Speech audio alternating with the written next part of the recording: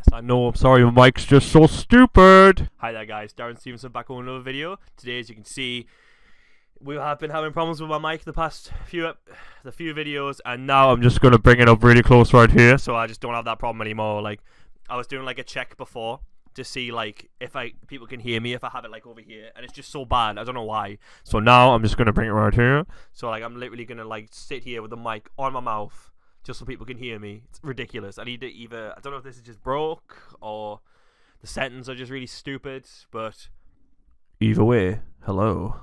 You want a kiss? You want a kiss? So, you probably clicked on this video, very attracted as to what the title actually meant. I don't know either, so I'm just going to wing it. I've wrote a couple of stuff down here. Ooh, one of it is Mike check the video, so let's Mike check it now.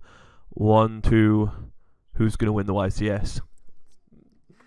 Not me, but it's somebody's going to win the YCS, and I'm going to tell you what's going to win the YCS. Do you know what's going to win the YCS? Because it's not August. I'll tell you that for now. So I'll tell you why it's not going to be August, and then I'm going to tell you what is going to win the YCS. So let's break it down. Let's look at the past winners.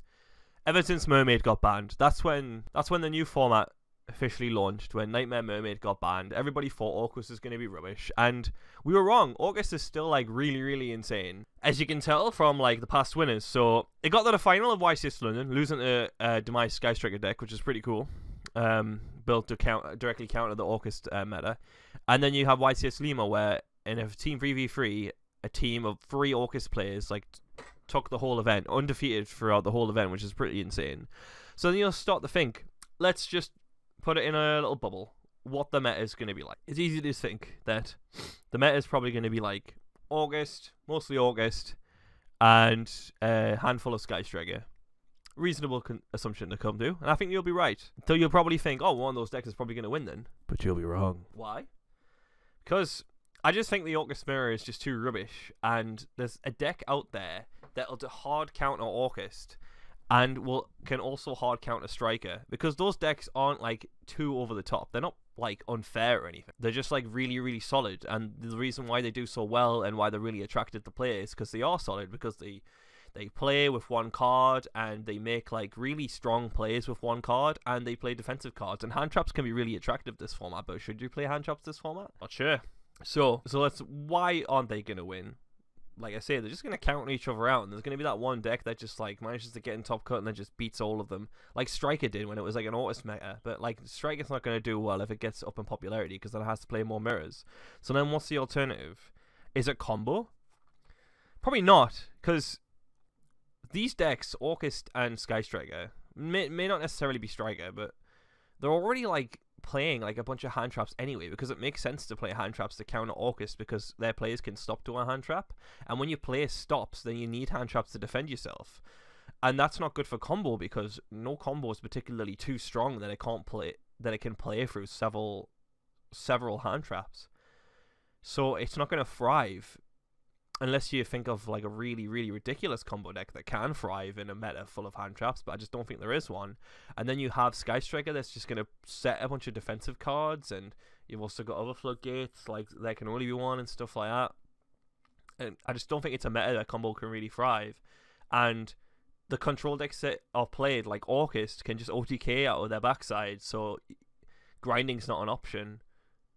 And a combo deck won't be able to grind with the control decks anyway, because they'll just out-tempo them and gain too much momentum with their one cards. And if you've noticed as well that Nibiru has dropped in popularity, and that's simply because like Nibiru is just not that great against the current meta of Sky Striker. Well, it's just not good against Sky Striker at all. And then against August, it's just not. It's okay, but like it's not great. And one deck that Nibiru was really good against was Salamangreat, and that's what I think is going to win the YCS. I really do think that Salamangreat is going to take advantage of this current meta and just come out of nowhere and just absolutely savage the competition, because the only reason I wouldn't play it is because not only is it a bit awkward when it doesn't draw Gazelle, but it can play without Gazelle, and Nibiru just absolutely savaged it to the point where it just can't play around Nibiru. You do take the L on Nibiru, but like nobody's playing Nibiru right now. Like everybody's cutting Nibiru because it's not that great against the current meta, and it doesn't make sense to side it against combo because why would you side it against combo when you have alternative cards that are just better against combo? Like Artifact Lancier, you're already siding against Orchist, which is naturally good against most of the combo decks anyway, and you're already siding cards like Mind Control and Super Poly that are just naturally much stronger against like the current meta right now, and they beat like Orchist. So why would you go out of your way to side a card like Naruto when you're already siding really, really strong side cards like Mind Control and Super Poly that just naturally beat all of the meta right now, in all honesty. And you can even like use that in Salamangreat, because Mind Control is like really ridiculous in like the Salamangreat mirror match, which outs the counter trap, and it also lets you take a Sunlight Wolf if they don't negate it, and then it extends your own plays. And you can also Super Poly their board to OTK to a Chimera, or you can use it against like Orchist. It lets you Super Poly their board away, and which baits their Crescendo if they go for the Crescendo play. Might be a little bit harder if they play a Babel, but then you can just build your deck like with the assumption that they're going to end on Babel, and then build your deck accordingly with back row removal, which is also good against Sky Striker. So you can play like cards like Twin Twister, which you probably can in that deck, because cards that you discard just generate advantage themselves. They can discard Sea Archiver, you can discard Spinny, and you can just bring them back. So it's like you're not discarding a card at all, and it's got rid of 2 cards. And you can just do a bunch of stuff just to build the deck to make sure that it beats the opposition. Like stuff that it's already doing right now against Salamangreat is you can end on Dweller, and it already was just doing that anyway. But now there's a really good incentive to end on Dweller, because it beats like most of the matchups. It beats the Mirror, beats Orchist, and you can make a rank 4 for free because your combo just naturally generates that card advantage where you just do it anyway because you might as well, because you can summon everything for free and everything sticks in the graveyard for your follow-up. So its grind is just ridiculously good, and it can OTK as well if you're playing the update jammer stuff, and which is like really, really strong. But if you want a more versatile extra deck, the update jammer stuff is not necessary. Probably won't have space if you're doing like Super Poly stuff, but it's an option. And you might not necessarily need to do that because its grind is so good that you can just set up like another Dweller if you decide to play 2, or you can just set up your counter traps and your Rage Raw again, or you can just straight up just like kill them with like your side deck cards. And even against Sky Striker, like I said, you can build, like, even post side, you can adapt it so it just plays a lot of removal. If it keeps multi-roll at bay, then, like, Sky Striker just can't grind with Salamangreat. Like, you're probably sitting there and you're thinking, oh, well, Sky Striker has a good matchup against Salamangreat. What are you talking about? Sky Striker, Salamangreat's not very good. But, like, it's easy to think that when Sky Striker does get going and it just does multi-roll turn after turn, then it beats any deck, not just Salamangreat. It's just really, really strong against any deck.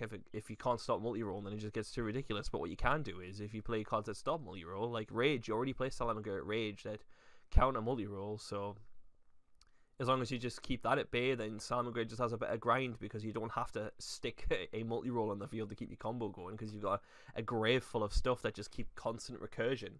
And if they have a multi-roll, then you summon Foxy for free, so you can just do a bunch of stuff. And your hand traps have great synergy with your deck too, because you play stuff like Ash Blossom that you can bring back constantly of Sunlight Wolf, and Ash Blossom's just really good against the Orcus matchup because their normal summon plays need to go through. So if you Ash it, then it's just like so good, and you can keep on doing that back to back. And even if they have return, like return's a little bit annoying, but like if you have Dweller up, then the return's just nothing. Like and you can just outgrind them. And then you can also play cards like DD Crow. Like you can comfortably play DD Crow, and it's really good in the mirror. It's really good against everything right now. It can hit Ray and Kagari, and it can also hit any of the Orcus monsters. It can hit a Dingersu that they're trying to bring back off Skeleton if they're trying to push for game. It's just a really versatile card, and Crow you can comfortably play in Salamangreat. It's just so good. It's so strong. And that's why I think Salamangreat's going to win, because it just has really good coverage. It has really strong coverage against even anti-meta stuff, and because it just does the same thing. And that's what you want from a deck these days. That's why you play Orcus and Sky Strike, because they do the same thing, and they're so reliable. And you can play stuff like Flame Buffalo as well. Like, can generate so much card advantage rather. It replaces itself by making a Balinx, and that adds a card. Then you draw 2 cards, and you discard a card that you're going to bring back up from the graveyard anyway. So you just get to so many cards, and it's just hard for your opponent to grind. And even against combo as well, like Salamangreat's great against combo because you're already playing all these hand traps anyway. You're naturally playing Ash that can constantly recur itself, and you also play Pot of Desires as well, which gives you more card advantage, and it also baits like the counter trap, so you can freely play. If you go second and you go Pot of Desires and you banish is fine, then you got 5 cards to play on that board and help yourself push, and it's just really good. And you can use Dweller to hit cards, so nothing floats. It's just really, really strong. Thanks for watching, guys.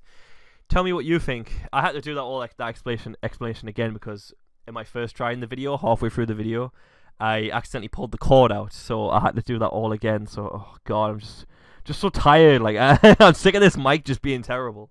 Well, thanks for watching, guys. Let me know what you think in the comments below. If you think Salamangreat is going to win the YCS, that's my pick anyway. Or you think I'm a complete nutter. And if you think differently, just let me know in the comments below what you think is going to win the YCS. Or even let me know what you think is going to win Pasadena or Milan. And don't forget to like, share, and subscribe. Please subscribe. See you later, guys. Bye-bye.